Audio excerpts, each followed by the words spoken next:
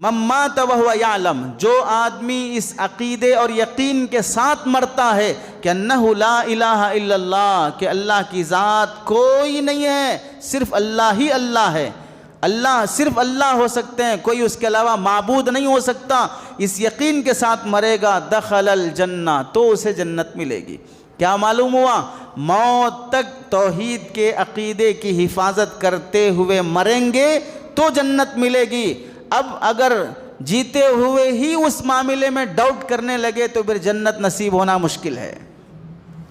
توحید ہمیشہ محفوظ رہے، ہم کبھی اللہ کے ایک ہونے کو نہ بھلائیں، اس کی خاطر اللہ کے رسول نے ہمیں کئی شکلیں اور صورتیں اور اعمال دیے کہ ہر موقع سے تم اللہ کے ایک ہونے کا عقیدہ دل میں بساتے رہو۔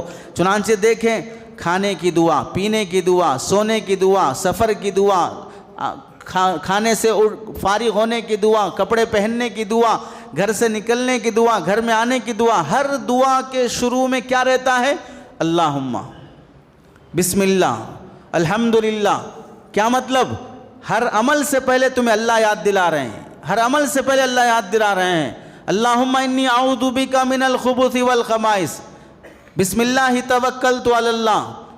سفر کے لیے نکل رہے ہو، بسم اللہ مجریہا۔ کوئی بھی دعا تم اٹھا لو، ہر دعا سے پہلے، ہر دعا کے بعد اللہ کا نام اللہم سے یا الحمدللہ سے رہے گا۔ اس بات کی علامت ہے کہ اللہ تعالیٰ، اللہ کا رسول تمہیں توحید کی یاد دہانی کرانا چاہتے ہیں۔ سبحان الذی سخر لنا، یہ گاڑی، یہ بیل، یہ جانور تمہارے تابع ہونے کے قابل ہی نہیں تھا، ہم خود ایک جانور ہیں، کیا جانور پر اپن سوار ہوتے؟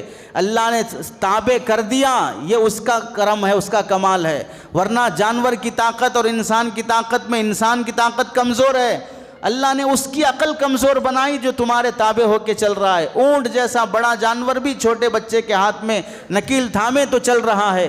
ہر موقع کی دعا سے اللہ نے ایمان کی حفاظت سکھائی، اور سرکار دو عالم صلی اللہ علیہ وسلم نے مستقل 24 گھنٹے توحید کی دعائیں مانگا کرتے تھے موقع سے۔ اللہم اعطنی ایمانا صادقا، اے اللہ مجھے سچا ایمان دے، وَيَقِينًا لَيْسَ بَعْدَهُ كُفْرٌ، اور ایسا یقین دے تیری ذات عالی پر کہ اب اس کے بعد کبھی میں کافر نہ بنوں۔